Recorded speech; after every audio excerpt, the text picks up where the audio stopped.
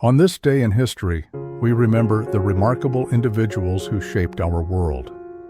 Welcome to Who Died Today in History, where we honor their legacies. From artists to leaders, their impact lives on. If you find their stories meaningful, like, subscribe, and hit the bell to stay connected. Gordon Lightfoot, one of Canada's most beloved singer-songwriters, passed away of natural causes on May 1, 2023, at the age of 84 in Toronto. His death marked the end of a legendary career that spanned more than 6 decades and shaped the folk, country, and pop music landscape across North America.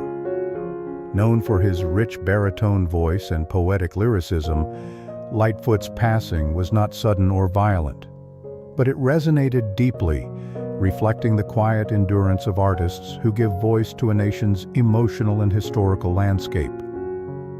Born in Orillia, Ontario in 1938, Lightfoot rose to international fame in the 1960s and 70s with timeless ballads such as If You Could Read My Mind, The Wreck of the Edmund Fitzgerald, and Sundown. His songs, often steeped in narrative and reflection, mirrored a cultural moment when songwriting was a form of storytelling and self-exploration. His ability to chronicle the human condition, love, loss, national identity, and nature gave him a revered place in both Canadian and global musical history. The immediate consequences of his passing included a surge of tributes from fellow musicians, political leaders, and fans. Canadian Prime Minister Justin Trudeau praised Lightfoot as one of our greatest singer-songwriters, noting that his music helped define the Canadian experience. Tributes poured in from artists like Bob Dylan, who once called Lightfoot one of his favorite songwriters.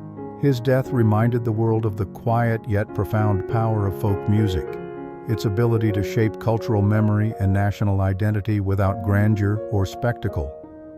Lightfoot's passing amplified his legacy, prompting renewed attention to his discography and the historical events he chronicled in song, such as the 1975 sinking of the SS Edmund Fitzgerald, which he immortalized in haunting lyrical detail. His music, deeply tied to place and history, has become a living archive of emotional and geographic landscapes. In reflecting on Lightfoot's death, we see how mortality can reinforce legacy, especially when an artist's voice becomes part of a country's cultural DNA. We immortalize figures like him through national commemorations, music tributes, documentary films, and the countless times his lyrics are sung around campfires and stages. Lightfoot reminds us that power doesn't always roar. Sometimes it strums softly and echoes for generations. Ayrton Senna, one of the most legendary figures in Formula One racing, met a tragic and violent end on May 1, 1994, during the San Marino Grand Prix at Italy's Imola circuit. At just 34 years old, Senna's fatal crash on the high-speed Tamburello corner sent shockwaves not only through the racing world, but across global sports culture. His death was a watershed moment, reflecting the era's mounting concerns over safety in high-performance racing and the human cost of technological ambition. Senna's Williams FW16 veered off the track and slammed into a concrete wall at over 130 mph. A piece of the car's suspension pierced his helmet, causing fatal skull injuries. His death, which followed the death of rookie driver Roland Ratzenberger just the day before, exposed the dangerous complacency toward safety in motorsport during the early 1990s. Senna, a fierce competitor and deeply introspective man, had himself expressed unease about the conditions that weekend, making the loss even more poignant. The immediate consequences were seismic. Formula One faced global scrutiny, prompting a comprehensive overhaul of safety standards, from cockpit design and helmet regulations to track infrastructure. The FIA introduced new rules to protect drivers, and the sport has not seen a driver fatality during a race weekend in the Premier Class since 2014, an enduring legacy of Senna's sacrifice. In Brazil, Senna's death was mourned with the reverence usually reserved for heads of state. His funeral drew millions, and his status as a national hero, already established by his 3 world championships and charitable efforts, was sealed. For a country mired in economic struggle and political uncertainty at the time, Senna represented excellence, unity, and hope. His death amplified his legend. More than just a driver, Senna became a symbol of passion, perfectionism, and vulnerability. His spiritual depth and intense drive continued to captivate fans and inspire athletes.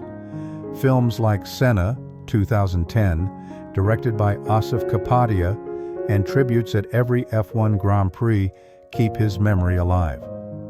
Senna's story underscores humanity's complex relationship with mortality and legacy. We immortalize him not just through statues and documentaries, but through the lives saved by the changes his death demanded. In remembering Senna, we reflect on our relentless pursuit of greatness and the high price it sometimes exacts. Olympia Dukakis, an acclaimed actress known for her commanding presence and deep commitment to both craft and community, passed away of natural causes on May 1, 2021, at the age of 89. Her death marked the close of a life dedicated not only to performance, but also to the championing of women's voices and social causes in an industry and a world often resistant to change. Her passing reflected both the triumphs and enduring challenges of her era. A woman of Greek heritage who carved a space in a male-dominated, often typecast industry, and who rose to acclaim later in life through sheer resilience and authenticity. Born in Lowell, Massachusetts in 1931, Dukakis built her career steadily through decades of stage work before breaking into mainstream fame with her Oscar-winning role as the wise and witty Rose Castorini in Moonstruck. Her portrayal earned her international respect and marked a turning point for older women in film, proving that age and ethnic background need not be barriers to acclaim. Dukakis's choice of roles, often portraying matriarchs, outcasts, or fierce protectors, reflected a shifting cultural landscape that increasingly valued complex female narratives. The immediate aftermath of her death saw a flood of tributes from Hollywood, Broadway, and beyond. Cher, her Moonstruck co-star, called her an amazing, strong, talented woman, and fans revisited her body of work with renewed appreciation. Her passing served as a reminder of the quiet power of representation and the cultural shifts made possible by artists who refused to conform. Dukakis's legacy was amplified in the years prior to her death, particularly with the release of the 2018 documentary Olympia, which chronicled her life with raw honesty and humor. Her activism, particularly for LGBTQ+ rights, women's empowerment, and the arts, cemented her as more than just a performer. She was a force for cultural evolution. Her death invites reflection on how we remember those who challenge norms not through confrontation, but by simply thriving. Through film retrospectives, interviews, and academic discussions on gender and performance, Dukakis is immortalized as a symbol of strength, wit, and endurance. She reminds us that memory is shaped not just by dramatic exits, but by the quiet revolution of a life well lived. Grace Lee Whitney, best known for her role as Yeoman Janice Rand on Star Trek, the original series, died of natural causes on May 1, 2015, at the age of 85. Her death marked the passing of not just a performer, but a survivor whose life reflected both the promise and pitfalls of mid-20th century Hollywood. Her journey, marked by professional highs and personal struggles, mirrored the challenges many women faced in an industry dominated by image, power imbalances, and male authority. Whitney's departure from Star Trek after just 8 episodes in the 1960s was long shrouded in ambiguity, later clarified by her own revelation that she had been sexually assaulted by a studio executive, a reality that reflected the then unspoken abuse of power in the entertainment world. Decades before the Me Too movement, her story illustrated how women were often marginalized and silenced. Her later advocacy for recovery and openness about addiction further underscored a broader cultural reckoning with mental health and substance abuse, particularly among artists pressured to conform to a polished public image. Her death prompted heartfelt tributes from Star Trek co-stars and fans alike, many of whom remembered her not just for her iconic role, but for her courage in returning to the franchise in later years and for publicly confronting her past. By reappearing in Star Trek the Motion Picture 1979 and subsequent films, Whitney reclaimed her place in the sci-fi canon, transforming from a sidelined character into a symbol of resilience and redemption. Whitney's passing did not shift the trajectory of world events, but it did shine a light on the quieter legacies actors leave behind, not through political power or historical upheaval, but through connection, cultural presence, and perseverance. Her story reveals how public memory often evolves, embracing figures once overlooked as symbols of broader societal change. We immortalize Lee Whitney, not just through Star Trek reruns or convention appearances, but in the ongoing dialogue about equity, healing, and the power of second chances. In art, memoirs, and digital tributes, her life echoes as a testament to overcoming adversity and the lasting impact of even brief screen moments. Janet Pilgrim, born Charlene Edith Corrales, was a trailblazing figure in American pop culture who gained fame in the 1950s as one of Playboy magazine's early centerfolds. She died of natural causes on May 1, 2017, at the age of 82. While her death was not met with major public spectacle, the significance of her life and its reflection of shifting societal values, especially regarding gender in media, remain powerful. Pilgrim's fame was not merely based on her physical beauty, but also on the irony and impact of her identity. A devout Lutheran and a college-educated woman, she worked as a secretary at Playboy's offices and was featured as the magazine's Playmate of the Month 3 times between 1955 and 1956. Her appearances were marketed by Hugh Hefner as a challenge to the girl next door archetype. Pilgrim was the girl next door in both profession and demeanor, which made her a symbol of the growing tension between traditional morality and the sexual revolution brewing beneath the surface of post-war America. Her death, though private and peaceful, came at a time when debates around feminism, media representation, and women's agency were once again central to public discourse. Pilgrim's earlier presence in Playboy had helped reshape the narrative around female sexuality and autonomy in media, a complex legacy still debated today. While not a household name by the time of her death, her role in the 1950s media landscape influenced how women would later claim space in both provocative and professional realms. The immediate consequence of her passing was quiet reflection among historians and fans of media history, but her legacy endures. She helped redefine what was considered acceptable in public portrayals of women, paving the way for broader conversations about empowerment versus objectification. In remembering Janet Pilgrim, we confront the multifaceted ways society grapples with mortality and memory.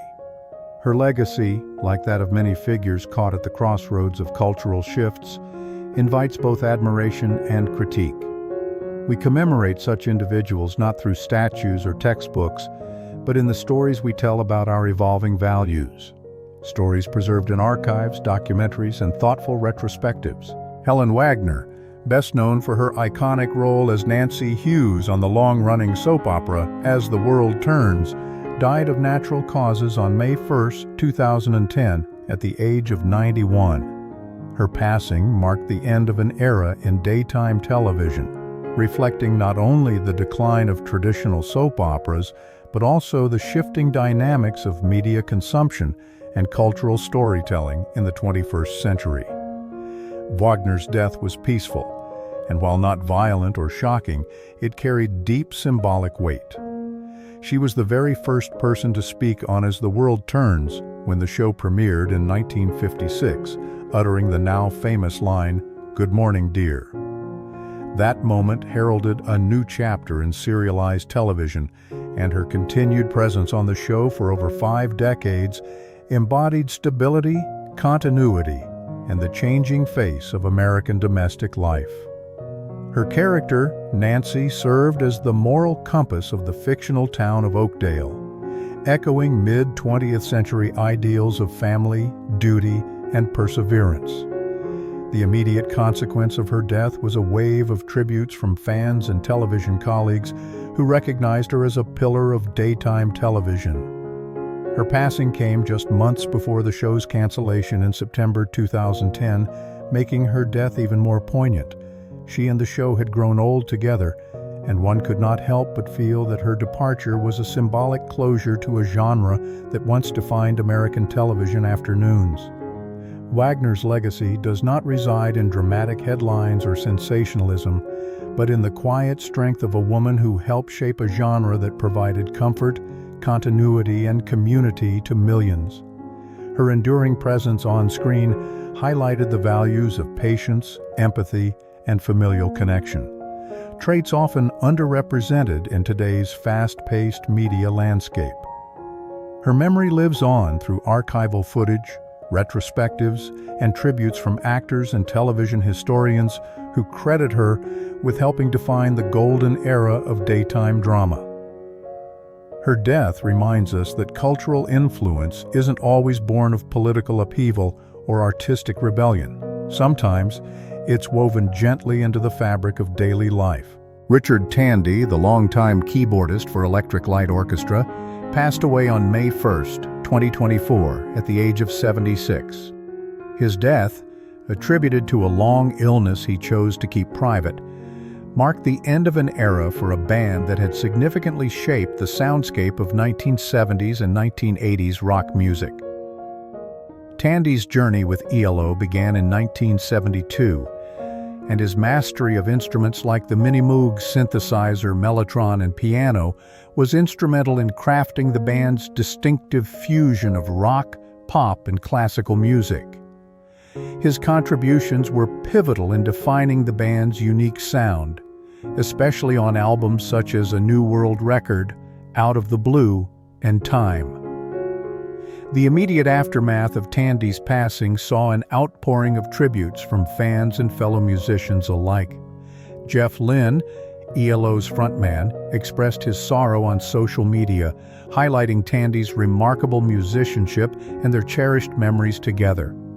This collective mourning underscored the profound impact Tandy had on the music community and the enduring legacy of his work. Tandy's death also coincided with ELO's announcement of their final live performance, scheduled for July 13, 2025, at Hyde Park in London. This farewell concert, part of their Over and Out tour, symbolizes the closing of a significant chapter in music history, with Tandy's absence deeply felt. Reflecting on Tandy's life and career offers insights into humanity's relationship with mortality, power, and memory. His dedication to his craft and his role in shaping a genre exemplify the enduring influence an individual can have on cultural expression. Through commemorations in art, literature, and continued appreciation of his music, Tandy's legacy persists, reminding us of the timeless nature of artistic contribution. In honoring Richard Tandy, we celebrate not only his musical achievements, but also the indelible mark he left on the hearts of listeners worldwide. Joseph Gerbles, one of Adolf Hitler's closest allies and the Nazi regime's Minister of Propaganda, died by suicide on May 1, 1945, as the Third Reich collapsed around him. Gerbles and his wife, Magda, poisoned their 6 children with cyanide before taking their own lives in the garden of Hitler's Berlin bunker. Their deaths occurred just one day after Hitler's own suicide, and together these acts marked the symbolic and literal end of Nazi leadership as Allied forces closed in on Berlin. Gerbles' death reflected the fanaticism and ideological extremism that had defined Nazi leadership. Rather than surrender, he chose to die with the regime he helped build, further demonstrating his unwavering loyalty to Hitler and the cause of National Socialism, even at the cost of his own children's lives. This action encapsulated the nihilistic ethos of the Nazi elite in their final hours, a refusal to accept defeat or envision a world beyond their ideology. The immediate consequence of Gerbles' death was both practical and symbolic. It created a power vacuum in the Nazi hierarchy and signaled to Germans that the war and the regime was conclusively over. It also denied the international community the opportunity to hold Gerbles accountable in a courtroom, as had been done with other high-ranking Nazis during the Nuremberg trials. This lack of judicial closure contributed to the mythologizing of Gerbles as a fanatical figure rather than allowing history to fully scrutinize his crimes through legal processes. Gerbles' suicide, like that of Hitler's, became a grim cultural touchstone, evidence of how power, ideology, and fanaticism can drive individuals to horrific acts in the name of loyalty. His role in crafting propaganda that dehumanized Jews and justified genocide marks him as one of history's most destructive communicators. The legacy of his death reminds us of the dangerous influence of mass media in authoritarian regimes and the profound consequences of unchecked ideological control. Today, Gerbles is remembered not through tribute, but through critical study. His life and death are preserved in documentaries, history books, and Holocaust museums as a cautionary tale of how words and media, when weaponized, can serve oppressive power. This historical reckoning demonstrates that remembrance is not always reverent. It is often a moral obligation to ensure such darkness never returns. Antony Devojac, the celebrated Czech composer known for blending folk influences with classical forms, died of natural causes on May 1, 1904, in Prague. At 62, he succumbed to a stroke, ending a life devoted to music and cultural expression. His passing marked the loss of one of the most prominent composers of the Romantic era and a national figure in the Czech cultural revival. Dvojac's death came at a time of growing nationalism in Europe, and his music had been central to the Czech identity movement. Living under the Austro-Hungarian Empire, Dvořák used his compositions, like the Slavonic dances and Symphony No. 9 from the New World, to elevate Slavic musical traditions onto the global stage. His work reflected the broader 19th century push by marginalized cultures to assert their heritage and dignity through the arts. His passing was mourned not only by the music community but also by a Czech public who saw him as a cultural ambassador. The immediate consequence of Dvořák's death was the symbolic closing of a chapter in Czech music history. As director of the Prague Conservatory and an international figure who had spent time in the United States composing and teaching, Dvořák had built bridges between continents and cultures.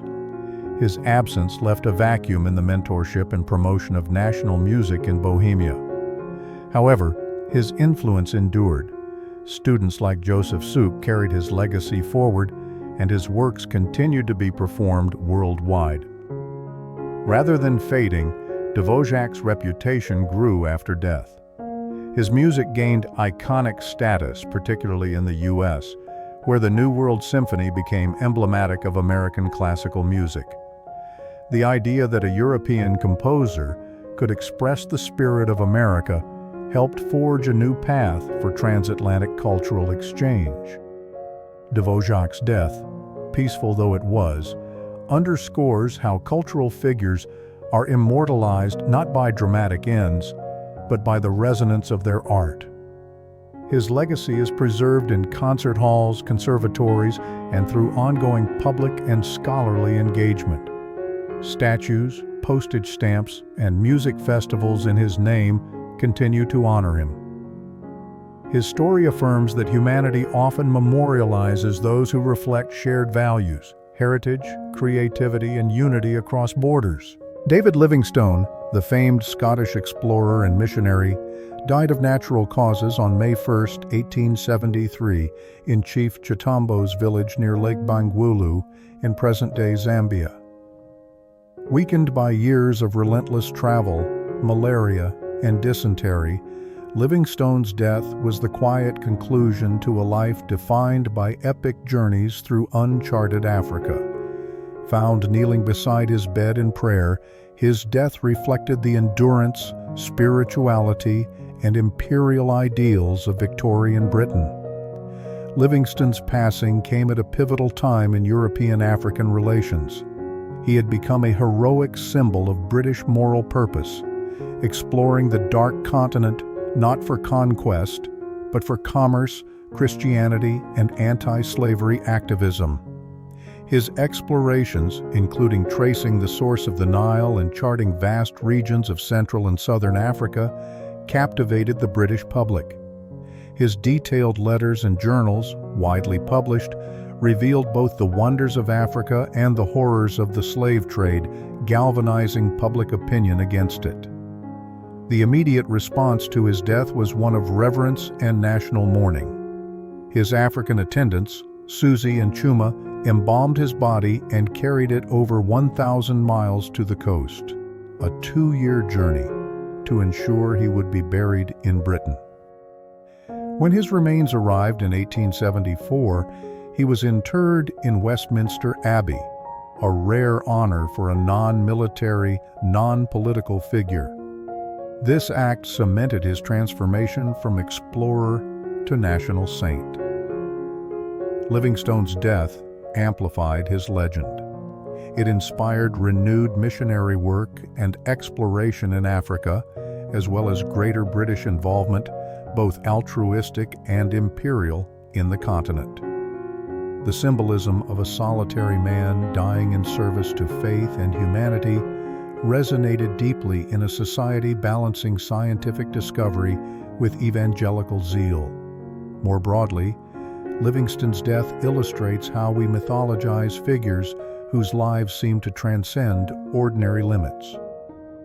In memorializing him, through statues, biographies, and public honors, society reinforced its values: sacrifice, discovery, and moral leadership. Yet modern assessments also critique the imperial undertones of his work, reminding us how commemoration can evolve with shifting cultural perspectives. Through this lens, Livingstone's legacy reveals the tension between memory and history. He is remembered as both a humanitarian hero and a product of empire. His enduring fame reminds us that death can crystallize a life's meaning, and that how we choose to remember reveals as much about ourselves as about the departed. John Dryden, one of the most influential English poets, critics, and playwrights of the late 17th century, died on May 1, 1700, at the age of 68.